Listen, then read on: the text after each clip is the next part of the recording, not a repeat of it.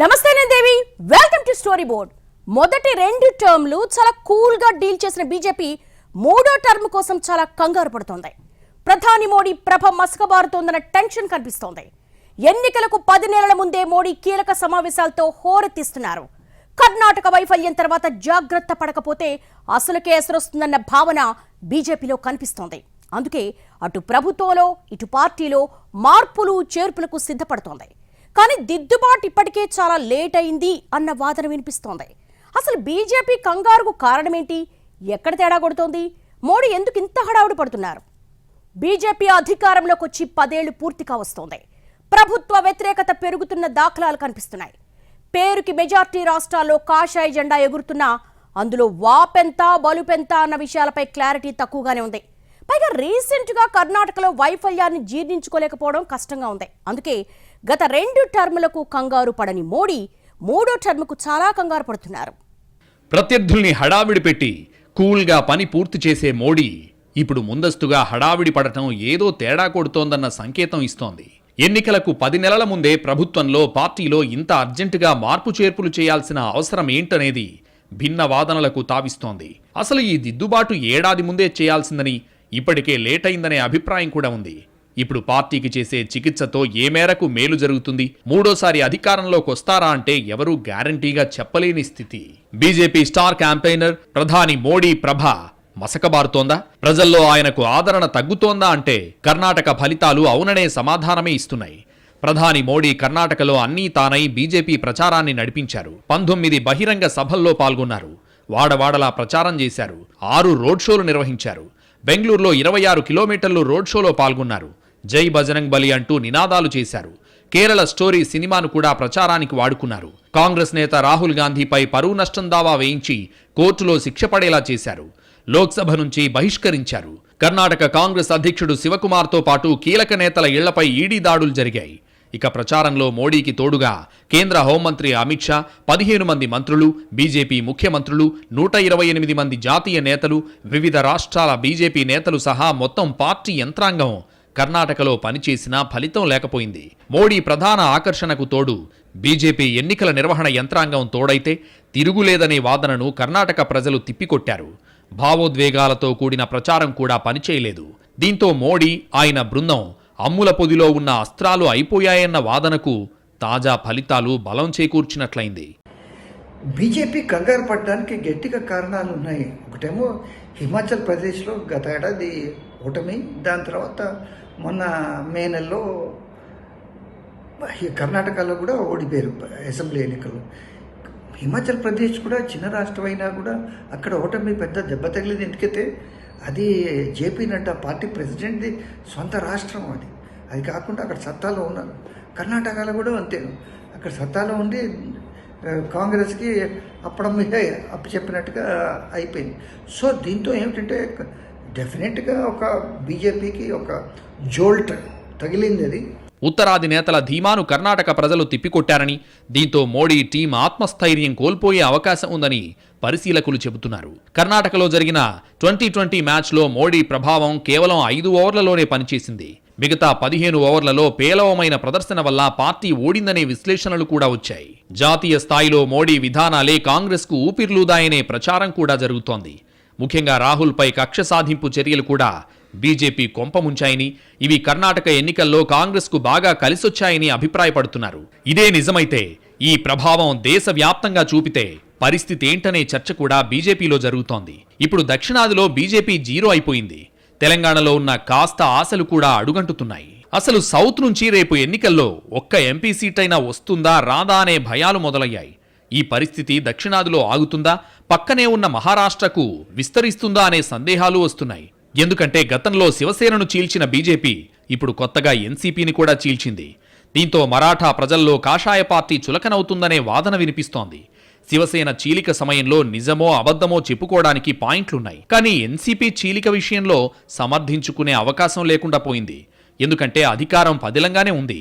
NCP ఏం బీజేపీకి గతంలో మిత్రపక్షంగా ఉండి ఇప్పుడు కాంగ్రెస్తో కలవలేదు. మరి అలాంటప్పుడు ఎందుకీ అప్రజాస్వామిక చర్య అంటే సమాధానం చెప్పడం అంత సులువేం కాదు. మహారాష్ట్ర ప్రజలు ఈ పరిణామాల్ని ఎలా చూస్తారు? పార్లమెంట్ ఎన్నికల్లో ఓటేసేటప్పుడు ఏ నిర్ణయం తీసుకుంటారో చెప్పడం కష్టమే. మొన్నటిదాకా శివసేన బీజేపీని మోసం చేసిందనే సానుభూతి ఉన్న ఓటర్లు కూడా ఎన్సీపీ పరిణామాల తర్వాత ఎలా మారతారనేది బీజేపీ శ్రేణులకు అంతుచిక్కడం లేదు. అనవసర ప్రయోగాలతో వ్యతిరేకత స్వయంగా పెంచుకున్నట్టవుతుందేమోననే అనుమానాలు వారికి లేకపోలేదు. సరిగ్గా కాంగ్రెస్ పవర్ పోయే ముందు చేసిన తప్పుల్నే తమ అధినాయకత్వం చేయడమేంటో అంతుచిక్కడం లేదని కూడా కాషాయ పార్టీలో చర్చ జరుగుతోంది. పైగా అగ్రనేతలు పేరుకి క్యాడర్ నేతలతో సమావేశాలు పెట్టడమే కానీ నిజంగా తీసుకున్న అభిప్రాయాలకు విలువ ఇస్తున్నారా అనేది మరో చర్చ. అనుకున్నది చేయడమే కానీ స్థానిక పరిస్థితులు, భవిష్యత్ పర్యవసానాలు ఆలోచించకుండా అతి దూకుడుతో తీసుకుంటున్న నిర్ణయాలు ఇప్పుడిప్పుడే వికటిస్తున్న పరిస్థితులు కనిపిస్తున్నాయని క్యాడర్ వాపోతోంది. అసలిప్పుడు ఎన్సీపీని చీల్చి ఏం సాధించారనే ప్రశ్నకు తమకే సమాధానం రావడం లేదని, ఇక ప్రజలకు ఏం చెప్పాలనేది కార్యకర్తలు అడుగుతున్న ప్రశ్న. ప్రభుత్వంలో ఉన్నవాళ్లు పాలనపై దృష్టి పెట్టకుండా అవసరం ఉన్నా లేకపోయినా రాజకీయాలపైనే పూర్తిస్థాయి దృష్టి పెట్టడాన్ని ప్రజలు ఇష్టపడరు. కొన్నాళ్లుగా బీజేపీపై ప్రతిపక్షాల ప్రధాన ఫిర్యాదు ఇదే. ఇప్పుడు కాషాయ పార్టీ పనులు కూడా ఆ వాదాన్ని మరింత బలోపేతం చేసేలా ఉన్నాయి. ఆట నైపుణ్యంతో ఆడి గెలవాలి గాని అసలు ప్రత్యర్థి ప్లేయర్లే లేకుండా చేసి వారి ఆట కూడా తానే ఆడేసి గెలిచానంటే ఎలాగనేది విశ్లేషకుల ప్రశ్న. కీలక సమయంలో బీజేపీలో అంతర్గతంగా అసంతృప్తులు బయటకొస్తున్నాయి. ముఖ్యంగా తెలంగాణలో చిచ్చురేగుతోంది. మిగతా రాష్ట్రాల్లోనూ పరిస్థితి నివురుగప్పిన నిప్పులా ఉందన్న అనుమానాలు ఉన్నాయి. బీజేపీ అంటే క్రమశిక్షణకు మారుపేరు. అలాంటి పార్టీలో ఇప్పుడు నేతలు గాడి తప్పుతున్నారు. ఎప్పుడూ లేని విధంగా బహిరంగంగానే అసంతృప్తి వ్యక్తం చేస్తున్నారు. సంఘ్ మూలాలున్న వారిని పక్కనబెట్టి వలస నేతలతో పార్టీ బలోపేతానికి ప్రయత్నించడమే దీనికి కారణమనే వాదన ఉంది. మోడీ షా వచ్చిన దగ్గర నుంచి ఈ పోకడ పెరిగిందని సీనియర్లు మొత్తుకుంటున్నారు. ఈ విధానంపై మొదట్నుంచి అభ్యంతరాలున్నా ఇటీవలి కాలంలో ఈ పెడపోకడల విపరీత పరిణామాలు కనిపిస్తున్నాయి. ప్రస్తుతానికి తెలంగాణలో మొన్న మధ్య మహారాష్ట్రలోనూ కనిపించాయి.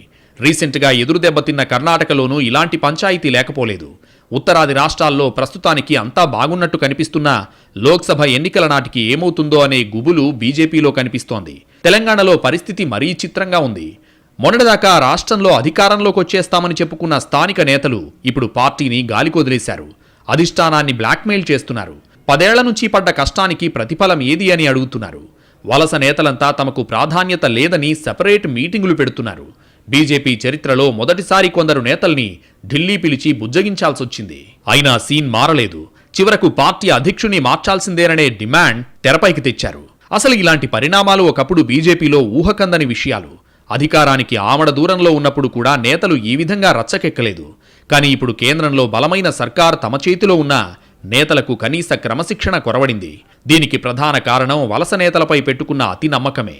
బీజేపీ ఎప్పుడైనా సంఘ్ మూలాలున్న వ్యక్తులతోనే బలపడేది.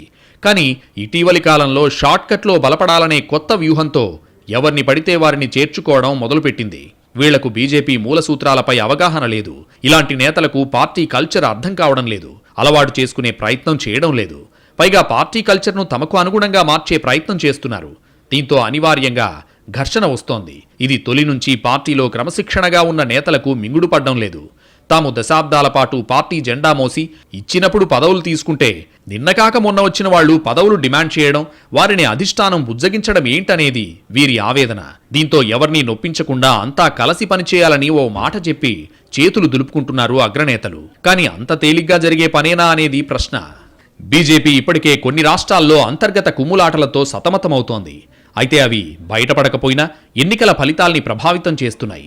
మొన్నటికి మొన్న హిమాచల్లో సాక్షాత్తు కేంద్ర మంత్రి అనురాగ్ ఠాకూర్ రెబల్స్ను నిలబెట్టి దాని ఫలితంగా పార్టీ ఓడిపోయినా ఆయనపై చర్యలు లేకపోవడం ఆశ్చర్యకరమే. ఇక రాజస్థాన్లోనూ కాంగ్రెస్లో గెహ్లట్ పైలట్ ఫైట్ బయట కనిపిస్తోంది. కానీ అంతే రేంజ్లో రాజే వర్సెస్ ఇతర నేతల ఫైట్ జరుగుతోందనేది బీజేపీ వర్గాలు చెప్పే మాట. వీరి మధ్య రాజీ కుదిర్చే చర్యలు చేపట్టారా అంటే చెప్పడం కష్టమే. కర్ణాటక ఎన్నికల సమయంలో బొమ్మయ్య అనుకూల వ్యతిరేక వర్గాలు, యడ్యూరప్ప అనుకూల వ్యతిరేక వర్గాలు ఎవరికి తోచిన స్టేట్మెంట్లు వాళ్ళిచ్చారు. ప్రధాని స్వయంగా ప్రచార భారాన్ని మోస్తే ఈ నేతలు మాత్రం నోటికొచ్చిన ప్రకటనలతో పార్టీని పలుచన చేశారు. ఇదంతా క్రమశిక్షణ రాహిత్యం కాదా అనేది $1 మిలియన్ ప్రశ్న. ఇంకా బయటకు కనబడని గ్రూపులు మరే రాష్ట్రాల్లో ఉన్నాయనేది తేలాల్సిన విషయం. చిత్రం ఏమిటంటే ఎన్నికల ఫలితాలు తేడా కొడితే కానీ బీజేపీకి గ్రూపుల సంగతి పూర్తిగా అర్థం కావడం లేదు. అది మరో ప్రమాదం. ఎందుకంటే ఇలాగే ఉంటే రేపు పార్లమెంట్ ఎన్నికల్లో ఎన్ని చోట్ల తేడా కొడుతుందో అనే ఊహే కమలనాథులకు కంటిపై కునుకు లేకుండా చేస్తోంది. అందుకే అర్జెంటుగా ఇల్లు చక్కదిద్దుకునే పనిలో పడ్డారు. కేంద్ర కేబినెట్లో మార్పులు చేర్పులు పార్టీకి చేసే చికిత్సపై ఆధారపడి ఉంటాయని ప్రత్యేకంగా చెప్పక్కర్లేదు. రాబోయే 5 రాష్ట్రాల ఎన్నికల్ని కూడా దృష్టిలో పెట్టుకుని కేబినెట్లో పార్టీలో ప్రక్షాళన కోసం కసరత్తు చేశారు. బీజేపీ ఇప్పటివరకు రాష్ట్రాల్లో బలం లేకపోయినా కొన్ని చోట్ల ఎంపీ సీట్లు ఎక్కువ సాధిస్తూ వచ్చింది. కానీ ప్రతిసారి ఇది కుదిరే పని కాదనేది బీజేపీ కూడా అర్థం చేసుకుంటోంది. అందుకే ఆత్మ పరిశీలన మొదలుపెట్టింది. షూర్గా పార్టీకి బలం ఎక్కడుంది, వలస నేతల ప్రభావం చూపే ప్రాంతాలేవి, ప్రత్యర్థుల బలహీనత కారణంగా గెలుస్తున్నవేవి, ఇలా రకరకాలుగా విశ్లేషణ చేసుకుంటోంది. ఎందుకంటే ప్రస్తుతం ఏ చిన్న విషయాన్ని తేలిగ్గా తీసుకునే పరిస్థితి లేదని గ్రహిస్తోంది. కర్ణాటక షాక్ తర్వాత చిన్న పామును పెద్ద కర్రతో కొట్టాలని ప్రయత్నిస్తోంది. అదే సమయంలో ఎక్కడా ఓవర్ రియాక్షన్ అనే పేరు రాకుండా జాగ్రత్త పడాలని చూస్తోంది. ఈ కసరత్తు ఎంతవరకు వర్కౌట్ అయిందో తెలియాలంటే 2024 ఎన్నికల్లోనే తేలాలి. ప్రతిపక్షాల ఐక్యం కావడంతో బీజేపీ వెంటనే అప్రమత్తమవ్వాల్సిన స్థితి వచ్చేసింది. ఏదో రకంగా విపక్షాలను మళ్లీ విడగొట్టాలన్న ప్రయత్నం జరుగుతోంది. కానీ ఈసారి అదంత తేలికగా జరిగే పనేనా అన్న ప్రశ్న అలాగే ఉంది. అదే సమయంలో పాత మిత్రుల్ని కూడగట్టుకుని ఎన్డీఏను బలోపేతం చేసుకోవాలని భావిస్తున్నా దానికి కలిసొచ్చేది ఎవరు అన్న ప్రశ్న అలాగే ఉంది. మోడీకి మొదట్నుంచి సరైన ప్రతిపక్షం లేకపోవడం కలిసొచ్చిందనే విషయం అందరూ ఒప్పుకునేది. నాకు సీరియస్గా ఆట ఆడాలని ఉంది, కానీ అటువైపు గ్రౌండ్ ఖాళీగా ఉందని స్వయంగా ప్రధాని చాలాసార్లు జోక్ చేశారు. కానీ ఇప్పుడు పరిస్థితులు మారుతున్నాయి. రాహుల్ జోడో యాత్ర, కర్ణాటక ఫలితాల తర్వాత కాంగ్రెస్లో జోష్ పెరిగింది. ఎప్పుడైతే కాంగ్రెస్ బలం పుంజుకున్నట్టు కనిపిస్తుందో విపక్షాల ఐక్యత అర్జెంటుగా సాకారమయ్యే స్థితి వచ్చేసింది. ఇలా విపక్ష శిబిరానికి కాంగ్రెస్ ఎంత కీలకమో మరోసారి తేలిపోయింది. ఇప్పటిదాకా విపక్షాలు కలిసేదెప్పుడు, మమ్మల్ని గద్దె దించేదెప్పుడు అనే ధీమాలో ఉన్న బీజేపీ నేతలకు పాట్నా భేటీతో మత్తు వదిలిపోయింది. త్వరగా అప్రమత్తం కాకపోతే పరిస్థితి చేయి దాటిపోతోందనే స్పృహ వచ్చింది. అందుకే మోడీ విదేశాల నుంచి వచ్చి రాగానే ప్రతిపక్షాలపై దాడి మొదలుపెట్టారు. అయినా సరే ప్రతిపక్షాలు కూడా అంతే గట్టిగా ప్రతివిమర్శలు చేస్తున్నాయి. దీంతో కొత్త మిత్రుల కోసం ట్రై చేస్తోంది కాషాయ పార్టీ. ఓవైపు తోటి రాజకీయ పార్టీల్ని నిట్ట నిలువునా చీలుస్తూ, మరోవైపు స్నేహం చేద్దాంరా అంటే ఎవరొస్తారనేది $1 బిలియన్ ప్రశ్న. తనకు తిరుగులేదనుకున్నప్పుడు మిత్రుల్ని కూడా గేలిచేసి పొలిటికల్ ర్యాగింగ్ చేసిన బీజేపీ అగ్రనేతల్ని ఇప్పుడు నమ్మేదెవరనేది తిరుగులేని ప్రశ్న. చేజేతులా పాత మిత్రుల్ని దూరం చేసుకుని ఇప్పుడు ఎన్డీఏ విస్తరణ అంటే ఎలా సాధ్యమో అర్థం కాని స్థితి. ఇప్పుడు విపక్షాల రెండో భేటీ కూడా ఫిక్స్ అయిపోయింది. ఆలోగానే ఎన్డీఏ విస్తరణ గురించి ప్రకటన చేయాలని బీజేపీ ఆలోచనగా చెబుతున్నారు. ఇందుకోసం ఆ పార్టీ ఏం చేయబోతున్నది తేలాలి. మహారాష్ట్రలో ఎన్సీపీ ప్రయోగం అందులో భాగమే అనే అనుమానం కూడా వస్తోంది. అదే నిజమైతే శరద్ పవార్ని కాదని అజిత్ పవార్ని చూసి మరాఠా ప్రజలు ఓట్లేస్తారా అనేది ఆలోచించుకోవాలి. అసలు షిండే గ్రూపే రేపు పార్లమెంట్ ఎన్నికల్లో ఎలాంటి ప్రదర్శన చేస్తుందో తెలియదు. ఇలాంటి సమయంలో కొత్తగా అజిత్ పవార్ను నమ్ముకుంటే ఏం జరుగుతుందోననే ప్రశ్నలొస్తున్నాయి. నిజానికి వీరిద్దరికంటే మాజీ సీఎం ఫడ్నవీస్కు మహారాష్ట్ర ప్రజల్లో మంచి ఇమేజ్ ఉంది. మరి సొంత పార్టీ నేతపై బీజేపీకే నమ్మకం లేదా అనేది మరో ఆసక్తికర ప్రశ్న. ఇలా పొత్తుల కోసం చేసే కొత్త ఫీట్లు మరింత తేడా కొడతాయా అనే డౌటానుమానాలు కూడా క్యాడర్కొస్తున్నాయి. దేశంలో ఇక మాకు తిరుగే లేదనుకున్న బీజేపీ పునాదుల నుండి అంతస్తుల వరకు సహకరించిన మిత్రులను సైతం తొక్కేసి ఇంకా ఎదగాలనుకుంది. ఇదే ప్లానింగ్లో కొంతమేర సక్సెస్ అయింది కూడా. కానీ ఇప్పుడు బ్యాడ్ టైం స్టార్ట్ అయింది. కర్ణాటక రూపంలో గట్టి షాక్ తగిలింది. దీంతో ఇప్పుడు నష్ట నివారణ చర్యలు మొదలుపెట్టింది. ఈలోగా అదే కర్ణాటక ఇచ్చిన విజయం తాలూకు ఉత్సాహాన్ని కాంగ్రెస్ రెట్టింపు చేసుకునేలా మరింతగా ఎదిగే ప్రణాళికలు రచించుకుంది. దీంతో బీజేపీలో ఇప్పుడు కంగారు మొదలైంది. మీరు నాకు ఎదురొచ్చినా మీకే నష్టం, నేను మీకు ఎదురొచ్చినా మీకే కష్టం అని ఓ సినిమాలో డైలాగ్ ఉంటుంది. దీని రాజకీయాలకు అన్వయిస్తే పక్కాగా బీజేపీకి సరిపోతుంది. దేశంలో బీజేపీ ఎవరితో పెట్టుకోవాలనుకున్నా వారికి నష్టం, బీజేపీతో ఎవరు పొత్తులు పెట్టుకోవాలనుకున్నా వారికే నష్టం. ఈ నష్టాన్ని భరించి పార్టీని కాపాడుకునే చాకచక్యం ఉన్నవారు సర్వైవ్ అయిపోతారు. లేదంటే శివసేన పార్టీలా కుయ్యోముర్రో అంటూ ఉండాలి. నేషనల్ డెమోక్రటిక్ అలయన్స్లో కొత్త పార్టీల కోసం ప్రధాని మోడీ, హోంమంత్రి అమిత్ షా కొత్తగా ప్రణాళికలు వేసుకుంటున్న సమయంలో మళ్లీ పాత మిత్రులందరినీ దగ్గర తీసుకునేందుకు రెడీ అవుతున్నారన్న ప్రచారం జరుగుతోంది. కొంతమంది పాత మిత్రులు రమ్మంటే కూడా రారు, మీకో దండం బాసు అని దూరంగా పారిపోతుంటారు. తమను తాము కాపాడుకోవడానికి మధ్యలో బీజేపీకి గుడ్ బై చెప్పిన పార్టీలను మళ్లీ కొత్తగా ఆహ్వానిస్తున్నారు. ఇప్పుడు కొన్ని పార్టీలు వివిధ కారణాలతో బీజేపీ పొత్తు అవసరం అనుకుంటున్నాయి. మరికొన్ని పార్టీలు తనకు అవసరమని బీజేపీ అనుకుంటోంది. అందుకే ఇప్పుడు కొత్తగా మిత్రుల కోసం వేట ప్రారంభించింది. ఎంతవరకు ఈ వేట సాగుతుంది, ఎన్ని పార్టీల్ని బుట్టలో వేస్తుంది, ఎన్ని పార్టీలు ఎన్డీఏలో చేరతాయి, అంతిమంగా అలా చేరిన పార్టీలు ఎన్ని సేఫ్గా ఉనికి కాపాడుకుంటాయన్నది మాత్రం ఇప్పుడిప్పుడే చెప్పలేం. నేషనల్ డెమోక్రటిక్ అలయన్స్ అంటే ఎన్డీఏ. ఈ కూటమే ఇప్పుడు దేశాన్ని పరిపాలిస్తోంది. కానీ ఎప్పుడూ అలా చెప్పుకోరు. కనీసం బీజేపీ ప్రభుత్వం అని కూడా చెప్పుకోరు. కేవలం నరేంద్ర మోడీ ప్రభుత్వం అని చెప్పుకుంటారు. దేశంలో తిరుగులేని జాతీయ పార్టీ అయిన కాంగ్రెస్ ప్రభ క్రమంగా మసకబారిపోయిన తర్వాత సంకీర్ణ రాజకీయాల శకం వచ్చింది. 90ల్లో కూటముల రాజకీయాలు ప్రారంభమయ్యాయి. ఈ క్రమంలో ప్రస్తుతం కాంగ్రెస్ నేతృత్వంలో యూపీఏ, బీజేపీ నేతృత్వంలో ఎన్డీఏ ఏర్పాటయ్యాయి. నడుస్తోంది సంకీర్ణ ప్రభుత్వమే కానీ బీజేపీకి గత 2 విడతలుగా సంపూర్ణ మెజారిటీ రావడంతో ఇతర పార్టీల పేర్లు వినిపించవు, కనిపించవు. ఎందుకంటే ఇప్పుడు ఉన్నవన్నీ కూటమిలో ఉనికిలేని పార్టీలే. ఉన్న బలమైన పార్టీలన్నింటినీ బీజేపీ నిర్వీర్యం చేస్తారని భయపడి బయటకు వెళ్లిపోవడమో జరిగాయి. అందుకే ఎన్డీఏలో పార్టీల సంఖ్య కూడా తగ్గిపోతూ వస్తోంది. ఒకప్పుడు ఎన్డీఏలో బీజేపీ తర్వాత ఆ పార్టీతో సుదీర్ఘ అనుబంధం ఉన్న పార్టీలు ఎన్డీఏలో ఉండేవి. పంజాబ్లో అకాలీదళ్, మహారాష్ట్రలో శివసేన, అన్నాడీఎంకే, లోక్ జనశక్తి ఉండేవి.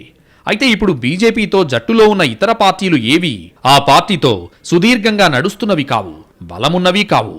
ప్రస్తుతం ఎన్డీఏలో బీజేపీ తర్వాత ఉన్న పార్టీ ఏది అంటే శివసేన చీలిక గ్రూప్ మాత్రమే. 12 మంది శివసేన ఎంపీలు విడిగా ఏర్పడి ఎన్డీఏలో భాగమయ్యారు. దాదాపుగా 25 ఏళ్ల పాటు బీజేపీకి నమ్మకమైన మిత్రపక్షంగా ఉన్న శివసేన ఇప్పుడు బీజేపీ ధాటికి కకావికలం అయిపోయింది. ఉనికి సమస్యలో పడింది. శివసేన మాత్రమే కాదు, అకాలీదళ్ది అదే పరిస్థితి. వ్యవసాయ చట్టాలకు వ్యతిరేకంగా ఎన్డీఏకు గుడ్ బై చెప్పింది. కానీ ఆ పార్టీ మెరుగుపడలేదు. అన్నాడీఎంకే కూడా బీజేపీ రాజకీయ చదరంగంలో చిక్కుకుని విలవిల్లాడుతోంది. ఇక రామ్ విలాస్ పాస్వాన్ చనిపోయాక ఆయన పార్టీ లోక్ జనశక్తి చిన్నాభిన్నమైంది. ఆయన కుమారుణ్ణి బాబాయ్ను విడదీసి బాబాయ్ను బీజేపీ హక్కున చేర్చుకుంది.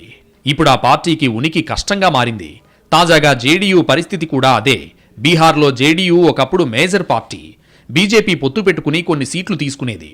ఇప్పుడు జేడీయూ అల్పస్థానానికి పడిపోయింది. చివరికి అసలు పార్టీని మోదీ, షాలు మింగేస్తారని తెలిసి కూటమికి గుడ్ బై చెప్పి కాంగ్రెస్ జేడీయూతో కలిసింది. విడిపోయినా ఆ పార్టీకి బీజేపీ నుంచి ముప్పు ఉండనే ఉంటుంది.